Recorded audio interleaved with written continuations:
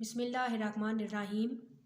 आज का जो हम लेक्चर अपना डिस्कस करेंगे वो है हमारा फाइलम सार्कोमेस्टिगोफोरा, जो कि प्रोटोजोन टैक्सोनॉमी में हमने मेजर फाइला डिस्कस किए थे अपनी प्रीवियस वीडियो में। मैंने कि हम जो है वो वन बाय वन अपने फाइलम को डिटेल के साथ स्टडी करेंगे। तो सबसे पहले हमारा फाइलम था फाइलम सार्कोमेस्टिगोफोरा, फाइलम लेब्रिंथोमार्फा। ऐसे ही हमारे जो है वो सारे फाइलम हम जो है वन बाय वन डिस्कस करेंगे। एपिकॉम्प्लेक्सा को भी, माइक्रोस्पोरा को, एसिटोस्पोरा को, मैक्सोजोआ को और सीलियोफोरा को। तो जो हमारा आज का लेक्चर है वो हमारा जिस फाइलम के ऊपर है, जिस फाइलम को हम डिटेल से स्टडी करेंगे, वो है फाइलम सार्कोमेस्टिगोफोरा।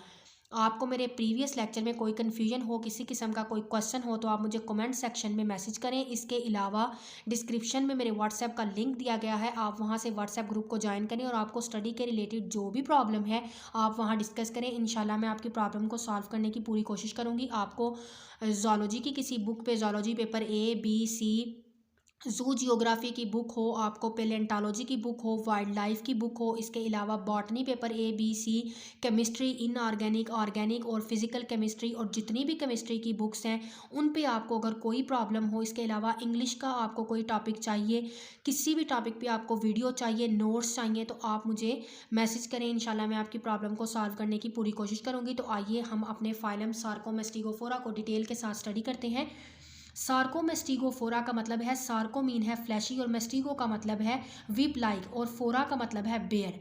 विप लाइक हम कहते हैं जिस तरह हम घोड़े को चलाने के लिए, जो घोड़ा चला रहा होता है वो उसके लिए छांटा इस्तेमाल करता है, तो वो छांटा विप लाइक होता है। यानी जब वो हॉर्स को छांटा मारता है तो उसकी मोशन विप लाइक होती है। तो इस वजह से हम इसको कहते हैं कि ये इस फाइलम से ताल्लुक़ रखने वाले जितने भी ऑर्गेनिजम्स हैं वो फ्लैशी होते हैं और विप लाइक मूवमेंट भी शो करते हैं। तो ये लार्जेस्ट प्रोटोजोआ का फाइलम है फाइलम सार्कोमेस्टिगोफोरा। इसकी 18,000 डिस्क्राइब स्पीशीज हैं और इसकी फॉलोइंग कैरेक्टरिस्टिक्स हो सकती हैं। ये यूनिसेलुलर होते हैं, कॉलोनीज बनाकर रहते हैं, लोकोमोशन फ्लैजिला के थ्रू करते हैं, सूडोपोडिया के थ्रू, जिस तरह अमीबा के अंदर सूडोपोडिया आता है यानी कि फॉल्स फुट होता है, या फिर ये दोनों तरह से मूव कर सकते हैं, फ्लैजिला के थ्रू भी और सूडोपोडिया के थ्रू भी।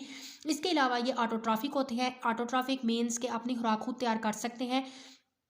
सेप्रोजोइक मीन ये है कि ये डेड ऑर्गेनिक मटेरियल के ऊपर फीड करते हैं। हेट्रोट्रॉफिक का मतलब कि ये अपनी फूड खुद तैयार नहीं कर सकते, बल्कि ये अपनी फूड के लिए दूसरों पे डिपेंड करते हैं और इनके पास सिंगल टाइप का न्यूक्लियस होता है। सेक्सुअल रिप्रोडक्शन इनमें होती है। फाइलम सार्कोमेस्टिगोफोरा की ये कैरेक्टरिस्टिक्स आपने देख ली। अब इसके अंदर जो सब फाइलम आता है वो है मेस्टिगोफोरा, यानी कि फ्लैजुलर लोकोमोशन करने वाले ऑर्गेनिज्म। तो सब फाइलम में जो मेस्टिगोफोरा के सब फाइलम के अंदर जो मेंबर आते हैं वो फ्लैजिला के थ्रू लोकोमोट करते हैं, फ्लैजिला के थ्रू वो खुद को पुश करते हैं।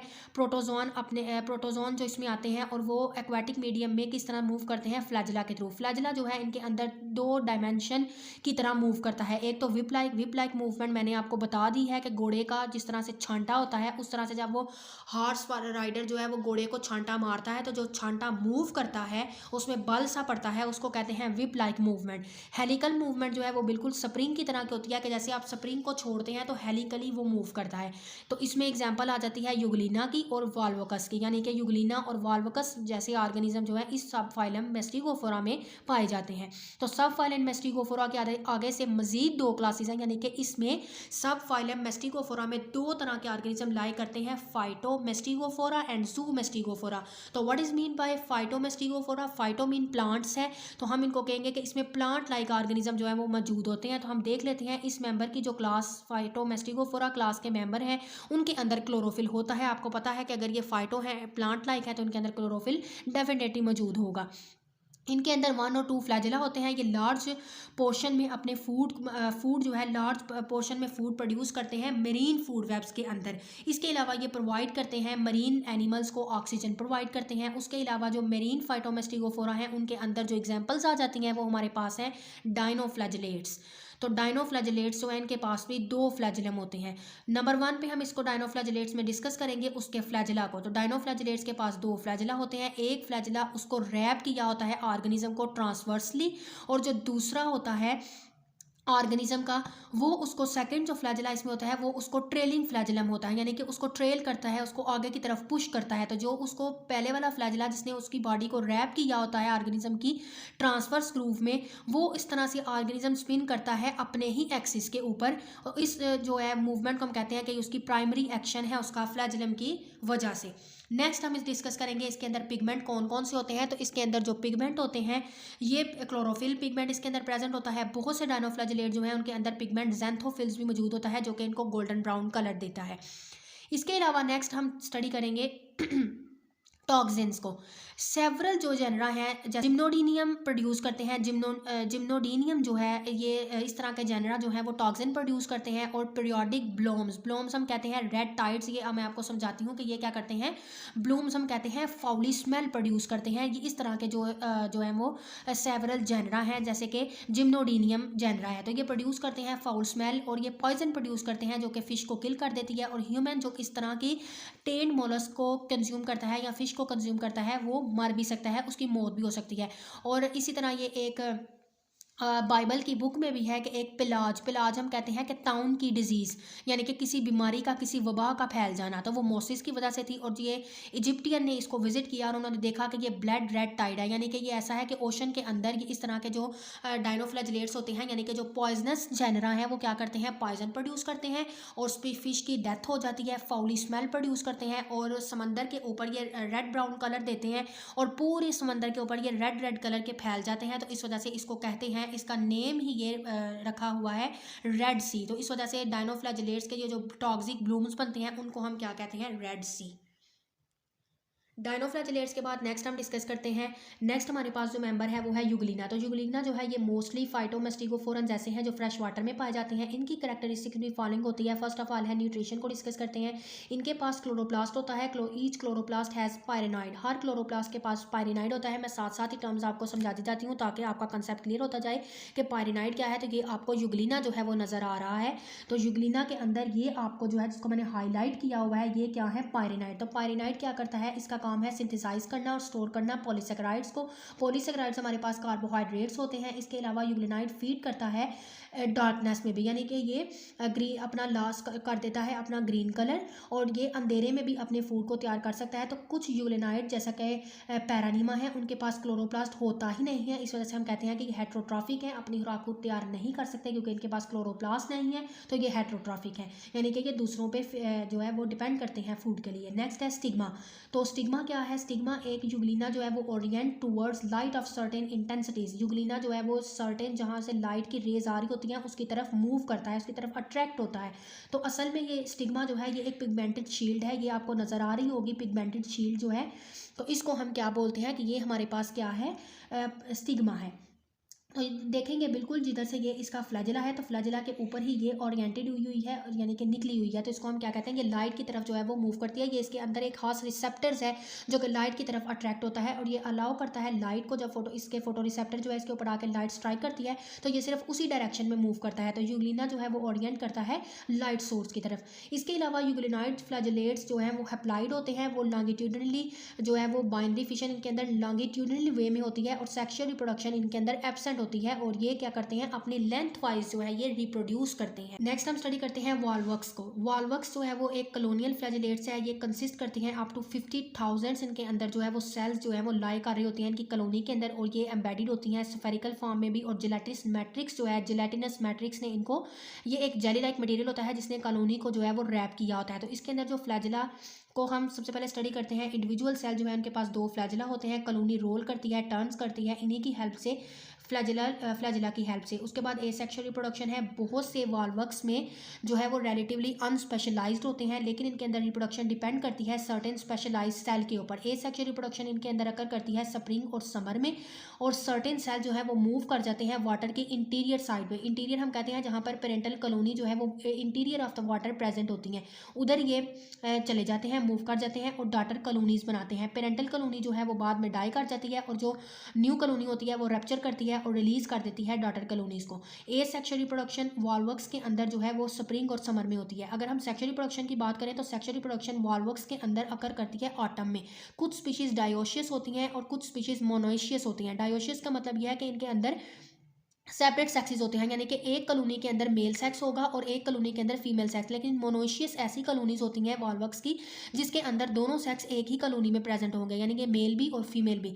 कुछ स्पेशलाइज सेल जो हैं उनको वो डिफरेंशिएट हुए होते हैं मैक्रोगेमीट्स और माइक्रोगेमीट्स में। मैक्रो का मतलब आपको पता है मेजर गेमीट्स, मैक्रो मीन बड़े और माइक्रो मीन छोटे। मैक्रोगेमीट्स जो हैं वो लार्जर होते हैं और नॉन मोटाइल होते हैं। मैक्रोगेमीट्स मूव नहीं करते हैं और वो फिल्ड हुए होते हैं न्यूट्रिएंट रिजर्व्स, यानी कि उनके अंदर न्यूट्रिएंट्स मौजूद होते हैं। जबकि माइक्रोगेमीट्स जो हैं उनके अंदर पैकेट्स होते हैं फ्लैजेलेटेड सेल के, डेट्स वाई ये मूव कर सकते हैं, जबकि मैक्रो के अंदर ये चीज़ नहीं, तो वो मूव नहीं करते हैं।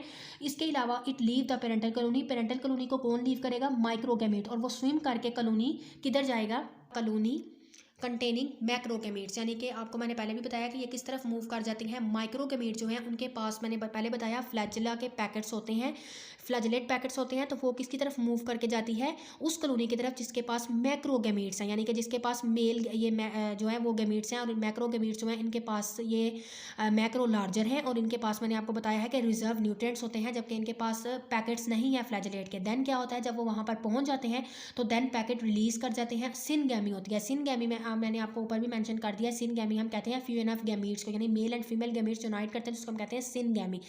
सिनगैमी अगर करती है जब मैक्रो और माइक्रो गैमीट्स जो हैं उनके दरमियान में, जब ये दोनों यूनाइट करते हैं जाइगोट सेक्रीट होता है, उनके इर्द गिर्द एक रेजिस्टेंट वॉल अराउंड हो जाती है। जब वो रिलीज करती है तो पेरेंट कॉलोनी डाई कर जाती है, उसके बाद ही डाटर कॉलोनी रिलीज होती है। तो जाइगोट जो है वो अंडरगो उनके अंदर मियोसिस होती है, और ये प्रोडक्ट जो मियोसिस के बाद जो है वो क्या होती है? रिपीटेड माइटोटिक डिवीजन होती है और वो कॉलोनीज फॉर्म करते हैं। वो कॉलोनी जो है उसके अंदर जस्ट फ्यू सेल्स होते हैं, जबकि दूसरी जो मियोसिस की प्रोडक्ट होती है वो डिजेनरेट कर जाती है, सिर्फ कुछ सेल जो हैं वो बाकी बचते हैं, और इसी तरह कॉलोनी रिलीज हो जाती है अपने प्रोटेक्टिव जाइगोटिक कैप्सूल के साथ। कब? स्प्रिंग के मौसम में ये जो है वो रिप्रोड्यूस करते हैं।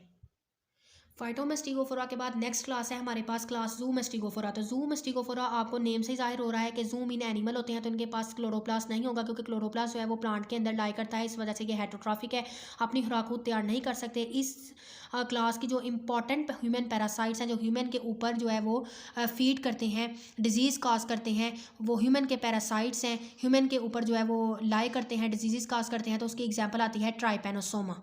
ट्राइपेनोसोमा ब्रूसियाई। ये स्पीशीज़ जो है डिवाइड करती हैं 3 सब स्पीशीज़ में, टीबी ब्रूसियाई, टीबी गैम्बियंसी, टी हूडीसियंसी। तो इस तरह से इनको कलेक्टिवली क्या कहते हैं? ट्राइपेनोसोमा ब्रूसियाई कॉम्प्लेक्स, यानी कि इसके अंदर तीनों तरह की फार्म आ जाती हैं, टीबी ब्रूसियाई, टीबी गैम्बियंसी और टी, ये तीनों इसके अंदर आ जाती हैं। तो कलेक्टिवली इनको कहते हैं ट्राइपेनोसोमा ब्रूसियाई कॉम्प्लेक्स। इसकी फर्स्ट स्पीशीज़ जो है वो ह्यूमन की पैरासाइट्स है और parasites of non human mammal of Africa है। तो फर्स्ट स्पीशीज़ हैं इसकी, वो जो है वो ह्यूमन की पैरासाइट्स नहीं है, वो नॉन ह्यूमन है, non human mammals of Africa की जो है वो पैरासाइट्स हैं, जबकि जो बाकी स्पीशीज़ हैं वो स्लीपिंग सिकनेस काज करती हैं ह्यूमन के अंदर। जैसे कि टीएसी फ्लाई है, तो ये इंटरमीडिएट होस्ट है एंड वेक्टर भी है इन तमाम 3 सब स्पीशीज़ की। अगर हम इनके डिजीज़ के साइकिल की बात करें कि किस तरह से ये डिजीज़ काज करती हैं, तो सबसे पहले साइकिल फ्लाई के अंदर कैसे होता है कि टीएसी फ्लाई जो है वो बाइट करती है इन्फेक्टेड ह्यूमन को या इन्फेक्टेड मैमल्स को, वहाँ से उसका ब्लड सक कर लेती है और वहाँ से पैरासाइट्स उठा लेती है। ट्राइपेनोसोम जो है वो मल्टीप्लाई एसेक्सुअली होते रहते हैं फ्लाई की गट के अंदर 10 डेज तक, देन वो माइग्रेट कर जाते हैं उसके स्लाइवरी ग्लैंड्स के अंदर। ट्राइपेनोसोमा जो है वो फॉर्म करते हैं, नंबर्स ऑफ बॉडी फॉर्म बना देते हैं वो अपनी 15 to 35 डेज में। नेक्स्ट साइकिल स्टार्ट होता है उसका वर्टिब्रेट के होस्ट के अंदर। वो जो इन्फेक्टेड टीएसी फ्लाई होती है वो बाइट करती है फिर दूसरे किसी वर्टिब्रेट होस्ट को, और पैरासाइट ट्रैवल करते हैं उसकी स्लाइवरी सेक्रेशन के थ्रू उसके ब्लड में, एंड देन वो न्यू डिफिनेटिव होस्ट में ट्रांसफर हो जाते हैं। इस तरह से पैरासाइट मल्टीप्लाई होते रहते हैं एसेक्सुअली न्यू होस्ट के अंदर, और अगेन वो ट्रांसफॉर्म कर देते हैं अपनी बॉडी फॉर्म्स को। अगर हम डिजीज साइकिल की बात करें तो पैरासाइट्स जो है वो ब्लड, लिम्फ के अंदर, स्प्लीन के अंदर, सेंट्रल नर्वस सिस्टम के अंदर और सेरिब्रोस्पाइनल फ्लूइड में रहते हैं। कुछ ट्राइपेनोसोम्स जो हैं वो एंटर करते हैं सेंट्रल नर्वस सिस्टम में और कॉज करते हैं जनरल एपाथी, उसका मतलब यानी कि वो पेशेंट बोलना बंद कर देता है, मेंटल डलनेस काज करते हैं, लैक ऑफ कोऑर्डिनेशन, स्लीपीनेस छाई रहती है होस्ट के अंदर, और जो इंडिविजुअल होता है वो क्या करता है सारा सारा दिन अपने नॉर्मल डे टाइम एक्टिविटीज़ में भी सोया रहता है, और इस तरह से उसकी डेथ काज हो जाती है प्रीवियस सिम्टम्स की वजह से। वो क्या है कि हार्ट फेल हो सकता है, माल न्यूट्रिशन यानी कि न्यूट्रिशन की कमी हो सकती है, और दूसरी उसकी वीकेंड कंडीशंस हो सकती हैं। स्लीपिंग सिकनेस में क्या होता है, ये अगर क्योरेबल है, इसको अर्ली स्टेज के ऊपर अगर इसको क्योर कर लिया जाए, लेकिन इसकी रिकवरी इम्पॉसिबल है अगर इन्फेक्शन जो है वो सेंट्रल नर्वस सिस्टम यानी सीएनएस तक एडवांस स्टेज में अटैक कर गया हो। तो ये आज का हमारा लेक्चर था, हमारा सार्कोमेस्टिगोफोरा जो था उसके फाइलम के ऊपर, जिसमें हमने 2 मेजर क्लासेस को डिस्कस किया, ज़ूमेस्टिगोफोरा एंड फाइटोमेस्टिगोफोरा। तो आपको मेरे इस लेक्चर में कोई कन्फ्यूजन हो, किसी किस्म का कोई क्वेश्चन हो, तो मैंने आपको अपने लेक्चर के स्टार्ट में बताया है, आप कमेंट सेक्शन में मैसेज कर सकते हैं। इसके अलावा आप डिस्क्रिप्शन में दिए गए व्हाट्सएप लिंक को ज्वाइन करें और व्हाट्सएप के थ्रू मुझे इन्फॉर्म करें कि आपको स्टडी के रिलेटेड जो भी प्रॉब्लम है मैं उसका इंशाल्लाह सॉल्व करने की पूरी कोशिश करूँगी। मैंने आपको अपने लेक्चर में 100% ईजी वे में समझाने की कोशिश की है, आसान वे में समझाने की कोशिश की है कि आपको समझ आ जाए और फिर आप उसको थॉरोली रीड करें तो आपको आसानी से चीज़ें वो याद हो जाएँ। होप सो आपको बहुत अच्छी समझ आ गई होगी। नेक्स्ट हम अपने दूसरे फाइला के साथ अगली वीडियो में मिलेंगे, तब तक के लिए अल्लाह हाफिज़।